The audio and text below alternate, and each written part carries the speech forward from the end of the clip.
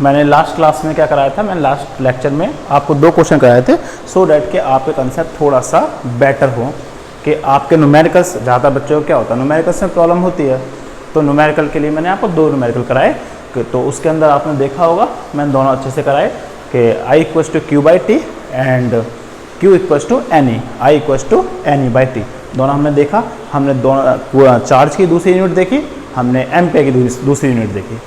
Now today I will discuss the main reason behind resistance, main reason behind potential, ठीक है ना, और main reason behind current. चलो let's start with atom. मैं last class में, अब मैं जल्दी से रिवाइज करता हूँ, मैं लास्ट क्लास में बताया था एक एटम होता है जिसके आसपास इसके अंदर न्यूक्लियस होता है, न्यूक्लियस के आसपास ऑर्बिट्स होती हैं, और लास्ट ऑर्बिट्स को हम बोलते हैं आउटर मोस्ट ऑर्बिट बोलते हैं, और लास्ट ऑर्बिट के अंदर जो इलेक्ट्रॉन्स होते हैं, आउटर मोस्ट ऑर्बिट जिसे हम कहा जाता है लास्ट ऑर्बिट को, उसके अंदर हमारे वैलेंस इलेक्ट्रॉन होते हैं, और वैलेंस इलेक्ट्रॉन हमारे बाउंड होते हैं, ठीक है। अगर उनको आपको फ्री इलेक्ट्रॉन बनाना है तो क्या करना पड़ेगा, आपको फ्री इलेक्ट्रॉन बनाने के लिए उन्हें 3 चीज़ देनी पड़ेगी, एनर्जी, टेम्परेचर और वोल्टेज। बट क्या होता है कि हमारी अर्थ पे तो अपना रूम टेम्परेचर या earth temperature we will consider as 300 kelvin, मतलब कहीं ना कहीं आप आसपास में कहीं भी काम करोगे या कुछ भी होगा तो टेम्परेचर तो आएगा ही, ठीक है ना। अब उस टेम्परेचर को मिलते ही क्या होता है, जो वैलेंस इलेक्ट्रॉन होते हैं हमारे वो फ्री बन जाते हैं। अब वो फ्री बन जाते हैं तो क्या सर एटम को छोड़ देते हैं, हाँ बेटा वो एटम को छोड़ देते हैं, वो एटम को छोड़ देते हैं। तो एटम से छोड़ के सर कहाँ जाते हैं, एल्युमिनियम का जैसे मान लीजिए मैं बात करता हूँ, क्या वो मेटल को ही छोड़ देते हैं। जैसे मैं एज्यूम करता हूँ एक ये मेटल की शीट है, ठीक है, ये मेटल मैं मान लेता हूँ एल्युमिनियम का है। मैं एल्युमिनियम में बार बार क्यों ले रहा हूँ, क्योंकि मैंने स्टार्टिंग से ही एल्युमिनियम का आपको समझाया, तो मैं इसलिए एल्युमिनियम बार बार लेता हूँ, ठीक है। तो एल्युमिनियम का हमारा हमें पता है कि एल्युमिनियम का मैं बना देता हूँ 1 2 3 4, ठीक है। एल्युमिनियम का ये होता है, इसमें प्रोटॉन होता है, इसमें न्यूट्रॉन होता है, ये न्यूक्लियस होता है, ये ऑर्बिट्स होती है हमारी, first orbit, second orbit, third orbit. मैं इलेक्ट्रॉन्स को कैसे भरा जाता है 2n², तो फर्स्ट ऑर्बिट में हमारे 2 इलेक्ट्रॉन होते हैं, सेकंड इलेक्ट्रॉन में 8 इलेक्ट्रॉन होते हैं, थर्ड ऑर्बिट में 18 इलेक्ट्रॉन होते हैं, ऐसे करके बढ़ते जाते हैं। तो लेकिन एल्युमिनियम में क्या होते हैं, total number of electron, aluminium के 13 इलेक्ट्रॉन्स होते हैं, लास्ट क्लास में मैंने बता दिया था, एल्युमिनियम के 13 इलेक्ट्रॉन्स होते हैं। तो उसके अंदर फर्स्ट ऑर्बिट में 2 इलेक्ट्रॉन्स आते हैं, सेकंड ऑर्बिट में 8 इलेक्ट्रॉन्स आते हैं, लास्ट ऑर्बिट में 3 इलेक्ट्रॉन्स आते हैं। अब मैंने ये बात कही कि मैं मतलब सिर्फ ये वाली बनाता हूँ, 1 2 3 इलेक्ट्रॉन बना दी, इसमें 8 है भाई, इसमें 8 है, ठीक है ना, फर्स्ट ऑर्बिट 2, दूसरे में 8 और 18 इलेक्ट्रॉन्स, ठीक है। तो मैंने क्या किया, एल्युमिनियम के अंदर 2 यहाँ आ गए, 8 यहाँ आ गए, इसमें मैक्सिमम कितने बढ़ सकते हैं 18 इलेक्ट्रॉन्स, बट हमारे पास अवेलेबल कितने हैं 3, तो मैं 3 ही लिखता हूँ, 1 2 3, ठीक है, समझाने के लिए जल्दी जल्दी बना रहा हूँ डायग्राम। तो मैंने क्या कहा कि ये अभी बैलेंस इलेक्ट्रॉन है, आउटर मोस्ट ऑर्बिट के इलेक्ट्रॉन्स को बैलेंस इलेक्ट्रॉन कहा जाता है। अगर इनको बाहर निकालना है तो ये मान लीजिए मैंने एनर्जी दी, एनर्जी कब दूंगा मैं, किस फॉर्म में दे सकता हूँ, 3 ही चीज़ तरह से मैं एनर्जी दे सकता हूँ, वोल्टेज, टेम्परेचर और लाइट। तो मैंने एनर्जी दी, तो जिससे इसने एनर्जी ली तो ये एनर्जी से बाहर निकल गया, ये इलेक्ट्रॉन बाहर हो गया, अब ये बन गया फ्री इलेक्ट्रॉन।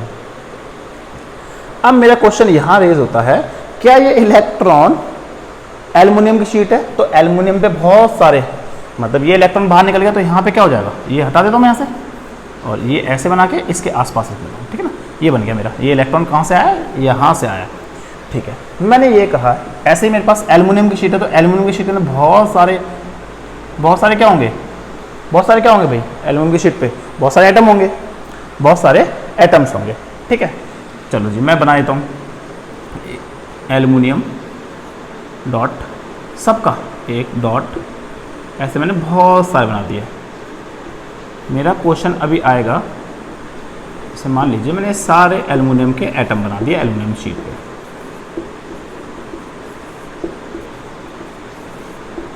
मैंने ये कहा कि एनर्जी मिली तो ये इलेक्ट्रॉन क्या हुआ, अपने एटम से बाहर आ गया, अपनी एटम की ऑर्बिट से बाहर आ गया।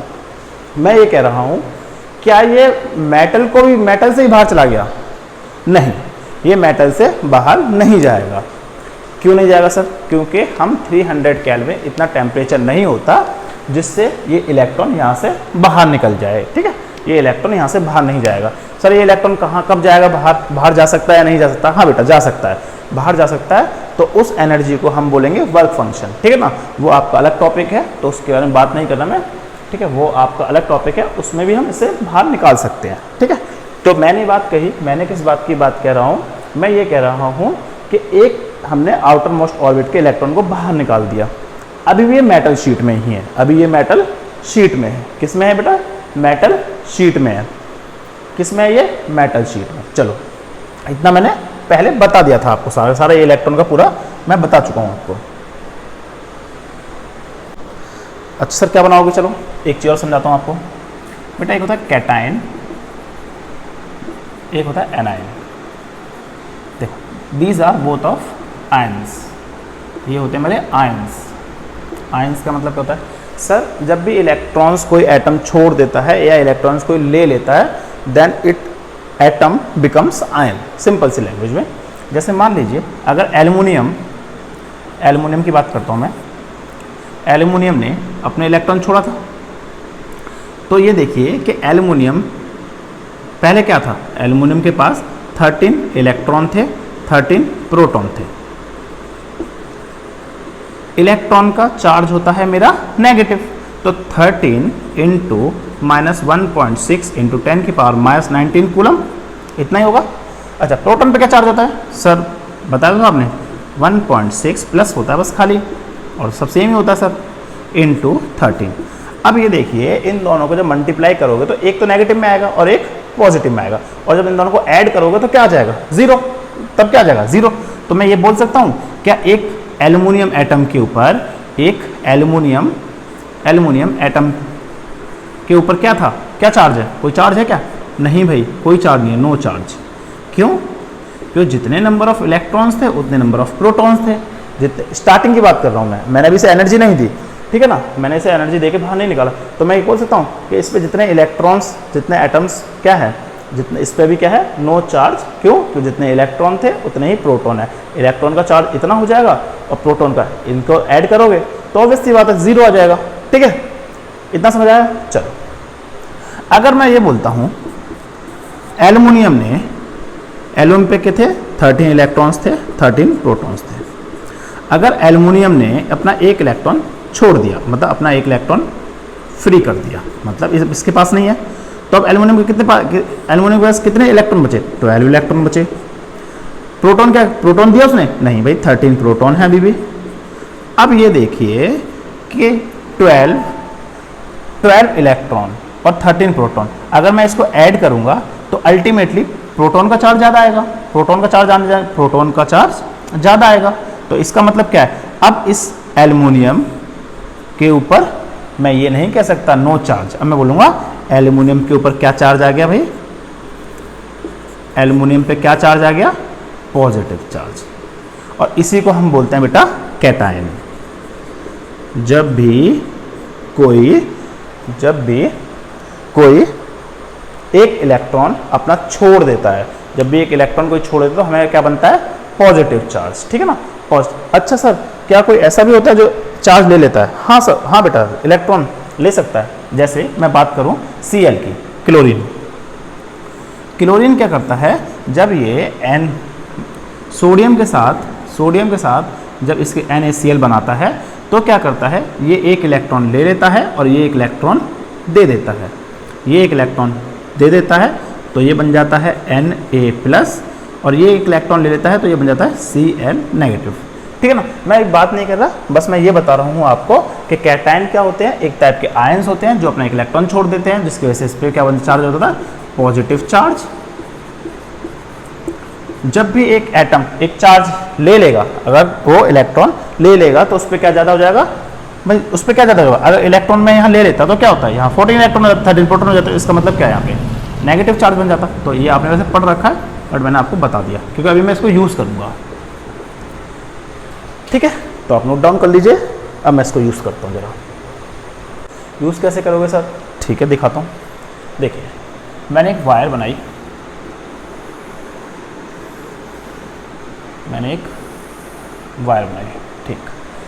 ठीक है। चलो थोड़ा सा और अच्छे से बनाते हैं।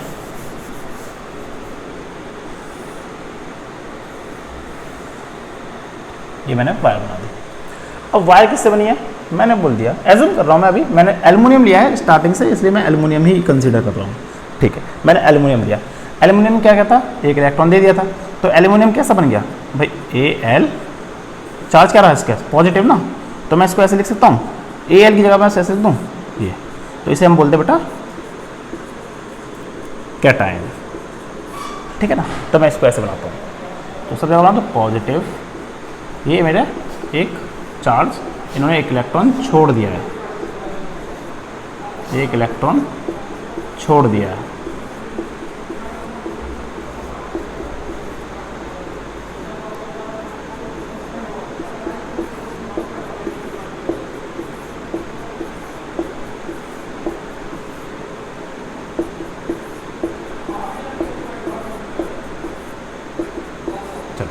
एक इलेक्ट्रॉन इसने छोड़ दिया। अब क्या हुआ भाई, मैंने तो ये तो दिखा दिया, कैटायन दिखा दिया, मैं एक एक इसका एक दिखा रहा हूँ, वैसे होते बहुत सारे हैं लेकिन मैंने एक दिखा दिया।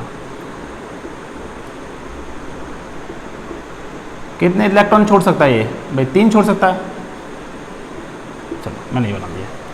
ठीक है, अब मैंने ये कहा कि ये इलेक्ट्रॉन है, अब ये इलेक्ट्रॉन अगर फ्री हो गए हैं, कोई चीज़ अगर फ्री हो गई, अगर जैसे आप भी मैंने लास्ट लेक्चर में भी लास्ट टू लास्ट लेक्चर में मैंने ये एग्जांपल दिया था कि अगर आपके पास बहुत सारा पैसा आ जाए तो आप फ्री हो जाओगे, आप अपने पेरेंट्स की बात नहीं सुनोगे, नहीं मोस्टली सुनेंगे, बट कुछ बच्चे बोलेंगे कि चलो सर हम घूम के आएंगे, हम तो हम घूम के आएंगे। तो उसमें क्या होता है, जब आप घूम के आओगे तो आप पेरेंट्स की बात नहीं मानोगे, मतलब घूमने जा रहे हो, आप फ्री हो गए, फ्री मतलब घूम सकते हो, तो इट मीन्स अब ये फ्री हो गए तो ये भी तो घूम सकते हैं भाई। चलो ये घूम रहे हैं, ये ऐसे घूम रहे हैं, किसी डायरेक्शन में घूम रहे हैं,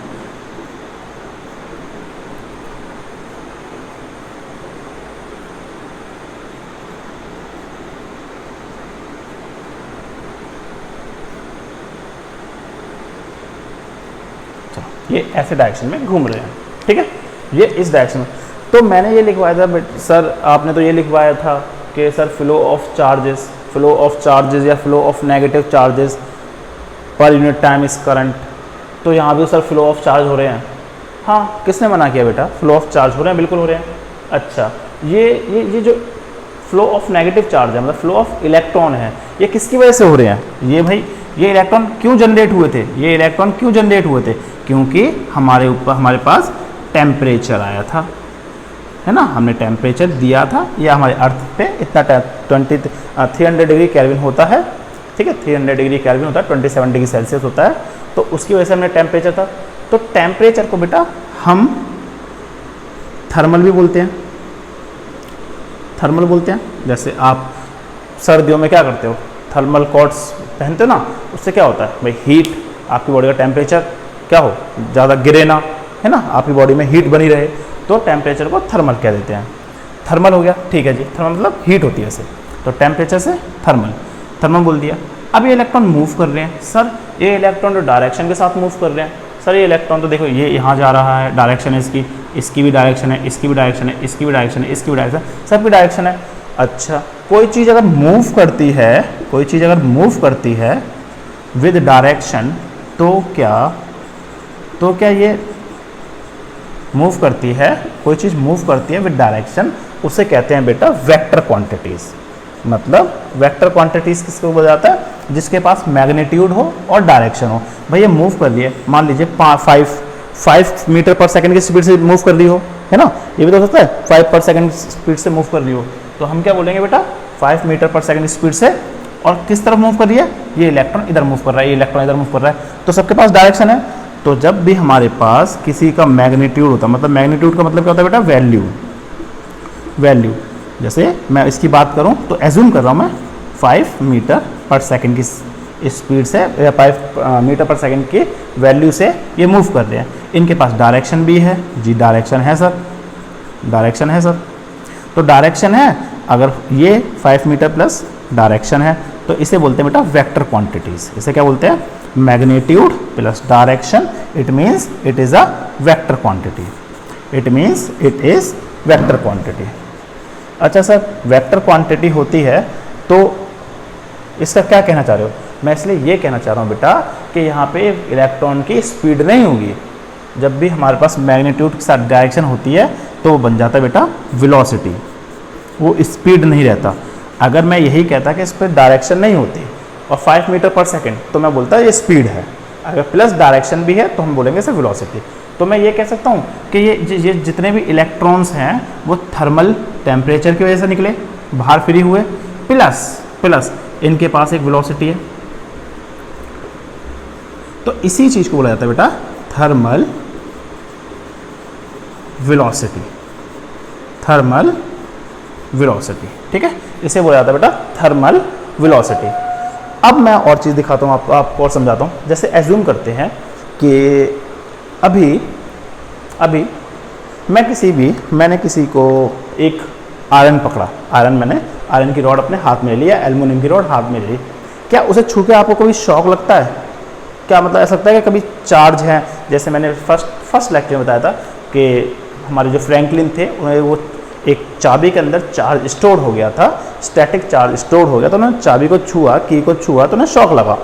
क्या कभी ऐसा होता है कि आप एल्युमिनियम की छूते हो विदाउट एनी गिविंग करंट कि उसे शॉक लग जाए? आपको नहीं लगता। क्यों? इसका रीज़न क्या है? इसका रीज़न बेटा यही छुपा हुआ है कि आप कोई भी एल्युमिनियम की चीज़ छूते हो या कोई भी मेटल की चीज़ छूते हो तो आपको कभी शॉक क्यों नहीं लगता, है ना? इसका रीज़न बेटा यही छुपा है। कैसे छुपा है? देखो, मैंने ये कहा कि अगर एक एटम के पास एक क्या है, इलेक्ट्रॉन, अगर मैं ये बात कहूँ कि इस पूरी मेटल की कि एल्युमिनियम की जो वायर है, एल्युमिनियम से यह वायर बनाई है, तो इसके पास देखो 1 2 3 4 5 6 7 तो पॉजिटिव है, तो इसका इलेक्ट्रॉन क्या इससे बाहर चला गया? भाई मेटल में तो है ना, मेटल में तो है, इसका ये इलेक्ट्रॉन मेटल में तो है, ठीक है, इससे बाहर चला गया, एल्युमिनियम से बाहर हो गया, एल्युमिनियम के अपर मोस्ट ऑर्बिट से बाहर चला गया, बट है तो इस शीट पे ही ना, इस शीट पे ही ना। अब ये मान लीजिए कि अगर मैं एक की बात करता हूँ, एक सिंगल की बात कर रहा हूँ, तो इस पे क्या है 13 प्रोटॉन प्लस एंड 12 इलेक्ट्रॉन, और दूसरा इसका बचा हुआ इलेक्ट्रॉन का वो है तो शीट में ना, तो इसका मतलब क्या है, ये इलेक्ट्रॉन ये भी तो है, तो प्लस 1 इलेक्ट्रॉन। ऐसे ही अगर मैं इसका देखता हूँ, अगर मैं इसका देखता हूँ सेकंड वाले का, तो क्या होगा, इसका भी ऐसे होगा 13 प्रोटॉन एंड 12 इलेक्ट्रॉन, तो एक ये वाला ये रहा मैं यहाँ लिख देता हूँ प्लस 1 इलेक्ट्रॉन। देखो क्या सब सारे एटम्स के अंदर ऐसा ही तो होगा पूरा, इसका देख लो, किसी का भी देख लो, तो क्या होगा अल्टीमेटली 13, इस शीट की बात करूं या मैं इस वायर की बात करूं या मैं मेटल की बात करूं, सिलेंड्रिकल मेटल की बात करूं, तो रहेंगे तो उसके पास वही ना, इलेक्ट्रॉन तो उसका बाहर तो नहीं गया। तो इसका मतलब क्या है, ये शीट पूरी की पूरी शीट कैसी होगी, न्यूट्रल होगी। तो 13 proton 13 electron, 13 proton 13 proton 13 electron, 13 proton 13 electron, 13 proton plus 12 इसके अंदर एक ये रहा, 13 प्रोटॉन 12 इसके अंदर एक ये रहा। तो इसका मतलब इसका मीनिंग क्या है कि ये कभी शीट क्या इस शीट पे कोई चार्ज होगा? क्या इस शीट पे कभी कोई चार्ज होगा? क्या इस शीट पे कभी चार्ज होगा? तो मैं बोलूँगा नहीं, न्यूट्रल, जीरो। इसे बोला जाता है बेटा न्यूट्रल, मतलब इस शीट पे कोई चार्ज नहीं होगा। इसलिए आप कभी भी जब एल्युमिनियम की शीट को उठाते हो, जब भी आप एल्युमिनियम की शीट को उठाते हो तो क्या होता है, आपको कभी भी शॉक नहीं लगता, है ना। आप बकेट उठाते हो एल्युमिनियम की, आयरन की, तो आप कभी ऐसा होता है कि बकेट उठाने गए और अरे करंट लग गया या कुछ शॉक लग गया? नहीं लगेगा। क्यों?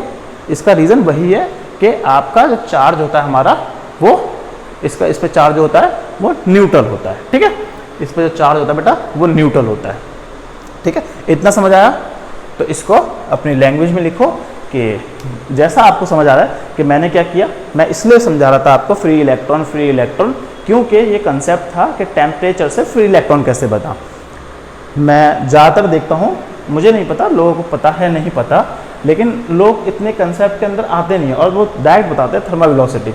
लेकिन मतलब मुझे लगता है कि यह आपको जानना ज़रूरी था, इसलिए मैंने फर्स्ट क्लास में बोला था कि एटम जानना ज़रूरी है, एटम को, मैटर को। अगर मैटर नहीं जानोगे तो एटम कैसे जानोगे? एटम नहीं जानोगे तो आपको ये कैसे पता चलेगा वैलेंस इलेक्ट्रॉन, फ्री इलेक्ट्रॉन, ये फ्री इलेक्ट्रॉन कहाँ से आया? थर्मल से आया, टेम्परेचर से आया, सेम एज थर्मल कहाँ से, ठीक है।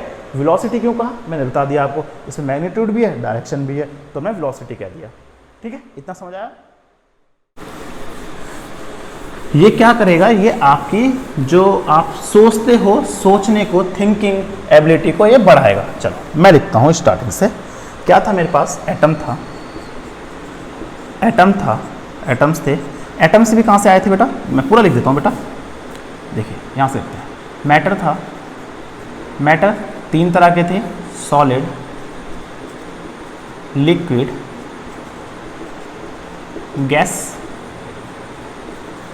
मैंने क्या पकड़ा था, गैसेस। मैंने क्या कहा, हमारे हम जो भी इलेक्ट्रिसिटी हम होते हैं वो कंडक्टर की बात करते हैं, कंडक्टर क्या मेटल होते हैं, मेटल क्या होते हैं, सॉलिड होते हैं मोस्टली 99% 9, तो सॉलिड्स होते हैं। अब सॉलिड्स के अंदर आते हैं हम, सॉलिड्स के अंदर आते हैं तो इस सॉलिड किससे बना है, सब किससे बने, एटम से। तो इसके सॉलिड के एटम, एटम को जब मैंने देखा तो मुझे समझ आया अंदर न्यूक्लियस होता है सर, और बाहर इसकी ऑर्बिट्स होती हैं। ये प्रोटॉन प्लस न्यूट्रॉन होता है इसके अंदर, न्यूक्लियस के अंदर, और यहाँ पे हमारे सर इलेक्ट्रॉन्स होते हैं। इसे बोलते हैं फर्स्ट ऑर्बिट, n = 1, n = 2, और आगे भी होती रहती है n = 3। ठीक है, ये आपकी क्या होती है, हमारी ऑर्बिट्स होती हैं। ठीक है सर, अब इन ऑर्बिट्स में जो भी बाहर वाले इलेक्ट्रॉन्स होते हैं इन्हें बोला जाता है बेटा वैलेंस इलेक्ट्रॉन। अब मैं सब टॉपिक को कवर कर रहा हूँ। अच्छा, अगर मुझे इस इलेक्ट्रॉन को मैं अगर एनर्जी दे दूँ, इन इलेक्ट्रॉन्स को मैं एनर्जी दे देता हूँ, इस इलेक्ट्रॉन को मैं एनर्जी दे देता हूँ, किस फॉर्म में, 3 तरह से दे सकते हो आप इसे एनर्जी। कैसे एनर्जी दे सकते हो भाई, 3 तरह से लिख देता हूँ मैं। एक टेम्परेचर, एक आपकी लाइट, और एक आपका वोल्टेज। अगर आपने इस 3 तरीके में से एक भी तरीका दिया तो ये इलेक्ट्रॉन, वैलेंस इलेक्ट्रॉन क्या हो जाएगा हमारा, वैलेंस इलेक्ट्रॉन बिकम्स फ्री। मैं लिखता हूँ यहाँ पे valence electron becomes free electron, free electrons. अब ये फ्री इलेक्ट्रॉन बन गया तो क्या होगा, अब भैया मूव करेगा, तो फ्री इलेक्ट्रॉन मूव करेगा। फ्री इलेक्ट्रॉन क्या करेगा बेटा, मूव करेगा। ठीक है, मूव करेगा, कहाँ मूव करेगा भाई, जिस कंडक्टर के अंदर है, जिसका मेटल बना है, मेटल के एटम के आसपास मूव करेगा। जैसे ये मूव कर रहे हैं, ठीक है ना, तो ये मूव करेगा। जब इलेक्ट्रॉन मूव करेगा तो ऑब्वियसली बात है उसके पास कुछ अपनी वैल्यू होगी कि 5 मीटर पर सेकंड की स्पीड से मूव कर रहा है, या 10 मीटर पर सेकंड की स्पीड से मूव कर रहा है, या 0.5 मीटर पर सेकंड की स्पीड से मूव कर रहा है, कुछ ना कुछ स्पीड से मूव कर रहा होगा। ठीक है ना, तो मैंने ये बोला कि अगर वो इसके पास अगर वो मूव कर रहा है तो ऑब्वियसली बात उसके पास वेलोसिटी भी है, वेलोसिटी है, क्यों कि मूव कर रहा है डायरेक्शन के साथ। ठीक है ना, तो उसके बाद वेक्टर क्वांटिटी, और वेलोसिटी हमारी वेक्टर क्वांटिटी होती है। तो और ये मूव किसकी वजह से किया था भाई, ये कैसे बना था फ्री, बिकॉज थर्मल की वजह से। तो थर्मल वेलोसिटी आ गया मेरा कंसेप्ट।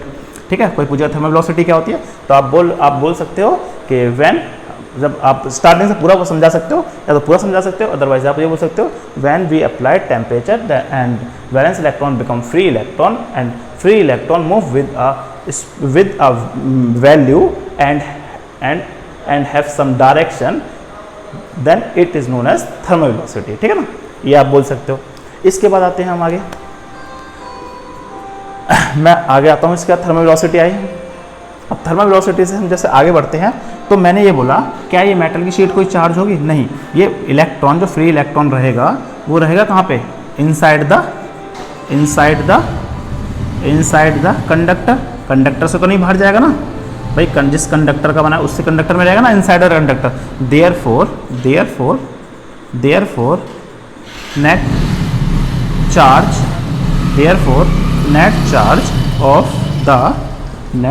ऑफ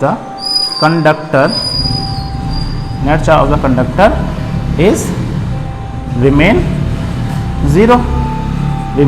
ज़ीरो, और वो बोल सकते हैं हम इसको क्या, न्यूट्रल। ये न्यूट्रल रहेगा भाई, कोई दिक्कत तो नहीं यहाँ तक, ठीक है जी, ये न्यूट्रल रहा। तो इसका मतलब मैंने पूरी आपकी कहानी लिख दी इसके अंदर, इसलिए आपको therefore we did not get, therefore आगे लिखता हूँ मैं इसके आगे, therefore we do not get any shock while touching any conductor। ठीक है बेटा, मैं ये पूरी कहानी इसके अंदर स्टार्टिंग से एट द एंड तक मैंने पूरी कहानी लिख दी इसके अंदर। अभी इसकी कहानी ख़त्म नहीं हुई है, ये कहानी अभी ख़त्म नहीं हुई है, अभी तो कहानी स्टार्ट हुई है ना। मेरे को सिर्फ आपको यहाँ तक लाने के लिए मुझे ये पूरा एक बेस बनाना पड़ा था, इसलिए मैंने कहा कि आपको थोड़ा सा वेट कीजिए, है ना। इसलिए मेरा लेक्चर थोड़ा बड़ा होगा और कंसेप्चुअल होगा, बड़ा होगा, कंसेप्चुअल होगा। लेकिन जब आपके पास क्वेश्चन आएगा तो आप उसका एक एक वर्ड समझोगे, एक एक लाइन समझ जाओगे उस क्वेश्चन के, वो क्या कहना चाह रहा है, कैसे करंट फ्लो करता है, ठीक है ना। आप हर एक चीज़ को आप देखोगे, समझोगे चीज़ों को। तो आप इसको नोट डाउन कर लीजिए, पूरा नोट डाउन कर लीजिए आप इसको, ठीक है, पूरा नोट डाउन कर लीजिए। चलो मैं रब करता हूँ इसको। चलिए नेक्स्ट चलती है कहानी, हम इसकी बात करते हैं। देखिए अब ये चीज़ सोचिए, अब मैं बताता हूँ आपको वेक्टर का एडिशन, वेक्टर एडिशन। क्यों बता रहा हूँ सर ये क्यों बता रहे हो आप? हाँ बेटा बताना पड़ेगा, ठीक है। वेक्टर का एडिशन या वेक्टर ऑपरेशन, ये कह सकता हूँ मैं, वेक्टर ऑपरेशन। चलिए देखिए, अगर वेक्टर में क्या होता है, अगर मैं ये बोलता हूँ किसी को कि एक इंसान नॉर्थ में जा रहा है, एक इंसान नॉर्थ की साइड जा रहा है विद 5 मीटर पर सेकेंड, इतनी की वैल्यू से स्पीड से नॉर्थ की साइड जा रहा है। मैंने बोला दूसरा इंसान साउथ में जा रहा है जिसकी स्पीड है 5 मीटर पर सेकेंड, इसकी भी सेम स्पीड है, ठीक है।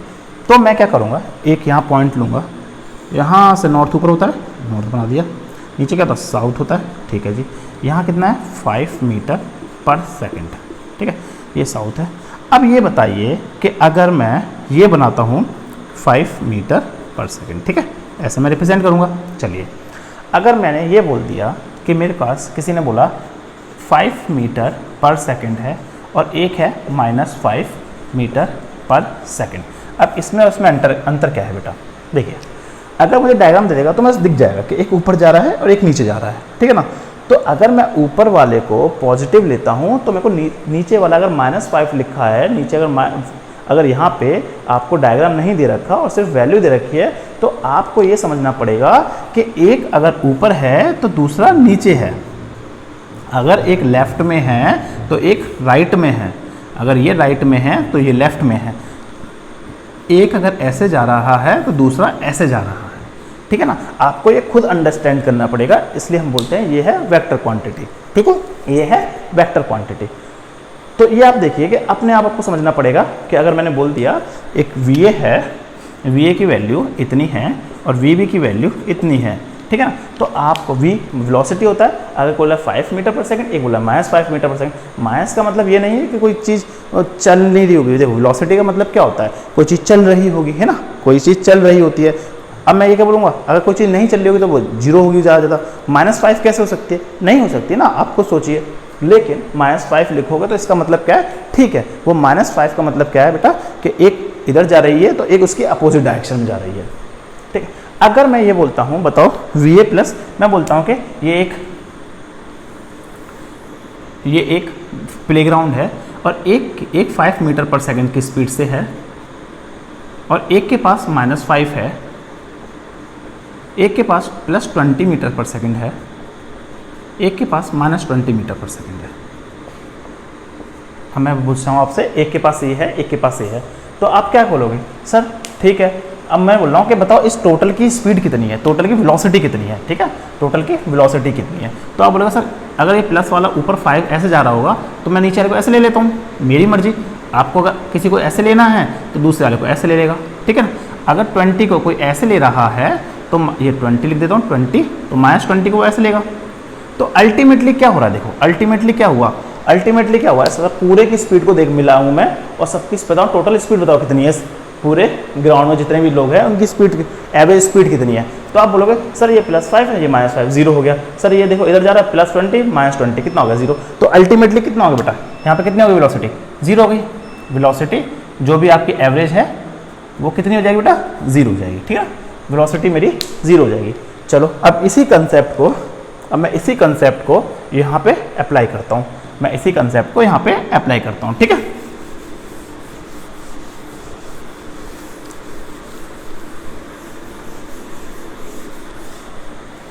इसलिए 9th क्लास में आपको समझाया जाता है कि वेक्टर क्या है और स्केलर्स क्या है। ठीक है, क्योंकि आपको 10th में आपको कहीं ना कहीं उसका यूज़ है, तो यहाँ पे यूज़ है, इसलिए वो बुक बहुत अच्छे से लिखी जाती है, सो डैट कि आपका हर एक स्टेप पे आपको उतना नॉलेज दे दी जाए, जिससे क्या हो कि नेक्स्ट क्लास में हम आपको कभी दिक्कत ना हो, और हम टीचर्स जो होते हैं या फिर जो बुक्स लिखते हैं तो उनको भी आगे आपको समझाने में कोई दिक्कत ना हो, ठीक है ना। चलो हम आगे बढ़ते हैं।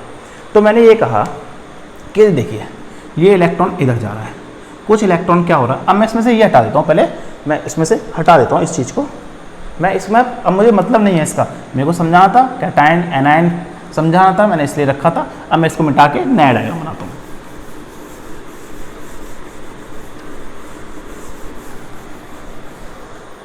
मैंने ये बोला, मैंने ये कहा, ये ठीक है, ठीक है, मैंने बोला एक, अब सिर्फ इलेक्ट्रॉन बनाऊँ मैं, ये क्या है, फ्री इलेक्ट्रॉन। अच्छा, कोई मुझसे पूछेगा सर एक मेटल्स के अंदर फ्री इलेक्ट्रॉन्स कितने होते हैं सर, बताता हूँ बेटा, वही बताऊँगा अभी, ठीक है। मैं इसकी बात करूं कि सर ऐसा क्या, इतने हमारे रूम टेम्परेचर पे, इस टेम्परेचर पे कितने इलेक्ट्रॉन्स फ्री हो जाते हैं। बेटा मैं अगर ये बात कहूं तो मैं ये कह सकता हूं कि अगर 1 सेंटीमीटर कितना होता है, देखो इतना होगा 1 सेंटीमीटर, इतना सा होता है, आपके स्केल में देखना इतना सा स्केल होता है। तो अगर मैं बात कहूँ 1 सेंटीमीटर की, तो इतने से वॉल्यूम में समझते हो, अगर इसी शीट को मैं क्यूबॉइड शेप में बना दूँ तो आपको ज़्यादा क्लियर हो जाएगा।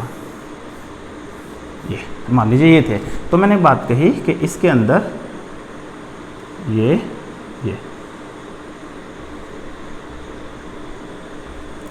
मान लीजिए मैं 1 सेंटीमीटर, ये छोटा सा सेंटीमीटर मेरा किसके बराबर है, इसके बराबर। तो ये मैं बोल रहा हूँ 1 सेंटीमीटर में, इस छोटे को मैंने बड़ा करके दिखा दिया, इस छोटे को मैंने क्या किया, बड़ा करके दिखा दिया। तो अब ये 1 सेंटीमीटर इधर, 1 सेंटीमीटर इधर और 1 ही सेंटीमीटर इधर, तो क्या होगा बेटा, ये 1 सेंटीमीटर में आप पे कितने नंबर ऑफ फ्री इलेक्ट्रॉन्स होते हैं, 10 की पावर 28 फ्री इलेक्ट्रॉन एट, जो हमारे घर का टेम्परेचर होता है 27 डिग्री सेल्सियस या फिर 300 डिग्री केल्विन। ये भी आपने 9th में पढ़ा है, टेम्परेचर को कैसे केल्विन में और सेल्सियस में कन्वर्ट करते हैं, ठीक है ना।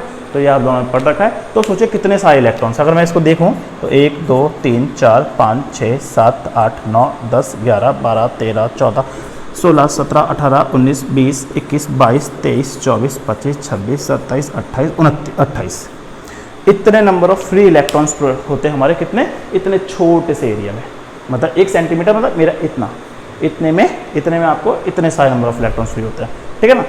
तो हमें उसकी इतनी ज़्यादा ज़रूरत नहीं है, बट मेरे को लगा कि आपको इन लगे ना कि बहुत कम इलेक्ट्रॉन्स होते हैं, इसलिए मैंने आपको बता दिया। चलिए अब ये देखिए कि जब इतने छोटे से इतना होता है तो इतनी बड़ी मेटल शीट में तो बहुत सारे होते हैं, ठीक है सर, हाँ बहुत सारे होंगे सर, ठीक है। हम बात कर रहा हूँ, मैंने कहा कुछ इलेक्ट्रॉन ऐसे मूव कर रहे हैं, कुछ इलेक्ट्रॉन ऐसे मूव कर रहे हैं, कुछ ऐसे मूव कर रहे हैं, कुछ ऐसे मूव कर रहे हैं, कुछ ऐसे कर रहे हैं, कुछ ऐसे कर रहे हैं। अब इन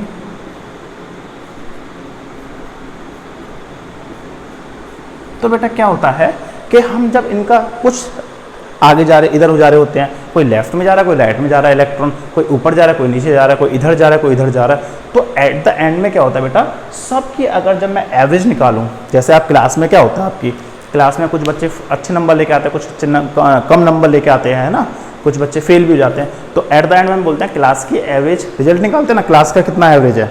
तो ऐसे ही मैं ये बोलूँ कि अगर एक इलेक्ट्रॉन इधर मूव कर रहा है, एक इधर कर रहा है, एक इधर कर रहा है, एक इधर कर रहा है, तो मैं ओवरऑल में अगर आपसे बात की जाए कि ओवरऑल बताइए कितना है, अगर मैं बात करूँ आपसे ओवरऑल की, तो आप क्या बोलोगे मेरे से, आप मेरे से बोलोगे क्या कि कितनी है, आप मेरे से बोलोगे कि इसकी एवरेज वेलोसिटी। तो अगर मैं बात कहूँ इसकी एवरेज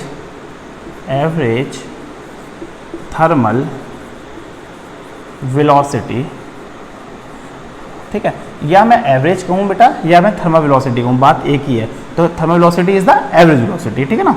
तो मैं बात करूँ अगर इस पूरे की थर्मल वेलोसिटी की बात की जाए तो बेटा देखो मैंने क्या कहा था, ये वेक्टर है, इलेक्ट्रॉन्स क्या है, वेक्टर है, क्योंकि इसके पास कुछ वैल्यू भी है, कुछ वैल्यू भी है और डायरेक्शन भी है, तो इसका मतलब ये वेक्टर हो गए। इसका मतलब इनके पास वेलोसिटी है, वेलोसिटी है जनरेट किसकी वजह से हुए थे, टेम्परेचर की वजह से, तो इसलिए थर्मल वेलोसिटी कहा गया।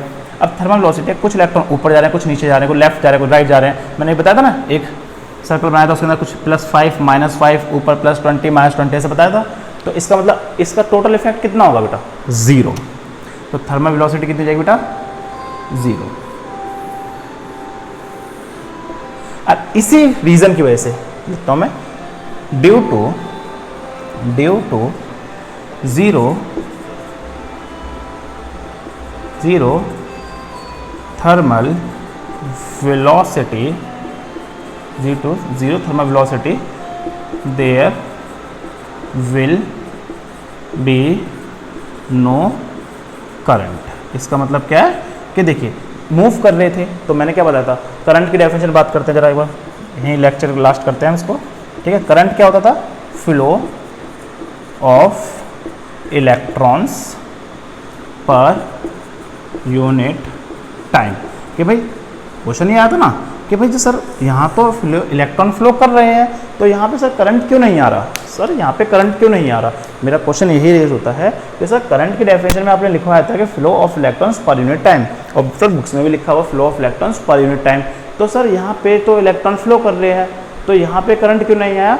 बेटा क्यों नहीं आया, क्योंकि इलेक्ट्रॉन्स क्या होते हैं, वो थर्मल वेलोसिटी से करते हैं, और वेलोसिटी एक वेक्टर क्वांटिटी होती है, और वेक्टर क्वांटिटी में जब हम एवरेज देखेंगे तो कुछ ऊपर जा रहे होंगे, कुछ नीचे जा रहे होंगे, कोई लेफ्ट जा रहे होंगे, कोई राइट जा रहे होंगे, कोई इधर डायगोनली जा रहा होगा ऊपर, तो डायगोनली कोई नीचे जा रहा होगा। तो इसका मतलब अल्टीमेटली टोटल इफेक्ट देखेंगे हम उसका, तो कितना आ जाएगा बेटा, थर्मल वेलोसिटी टोटल सबकी एवरेज निकाले जाए तो सबकी एवरेज थर्मल वेलोसिटी कितनी आएगी, 0। तो मतलब कोई मूव ही नहीं कर रहा। इसका मतलब क्या है, नो थर्मल वेलोसिटी का मतलब क्या है, it means that no electrons are moving, ठीक है ना। इसका मीनिंग क्या होगा भाई, जब थर्मल वेलोसिटी अगर किसी की वेलोसिटी मैं बोलता हूँ कि 0 आ रही है, तो इसका मतलब क्या है कि भाई वो मूव ही नहीं कर रहा है ना। लेकिन रियल में क्या, ये मूव नहीं कर रहे हैं मूव, रियल में तो ये मूव कर रहे हैं, बट एवरेज इनका 0 आ रहा है। क्यों आ रहा है, क्योंकि ये कोई ऊपर जा रहा है, कोई नीचे जा रहा है, कोई लेफ्ट जा रहा है, कोई राइट जा रहा है। तो ये एक आपका मेन चीज़ होती है जो मुझे आपको बतानी थी। अब यहाँ से हमारा सब्जेक्ट स्टार्ट होगा। तो मेरी इतनी सारी वीडियो सिर्फ इसी की थी कि मैं यहाँ तक पहुँचूँ कैसे भी करके आपके साथ, ठीक है।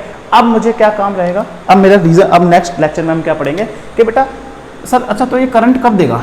हाँ बेटा देगा जब ये electrons moves in a single direction, जब ये सब के सब मूव करेंगे सिंगल डायरेक्शन में।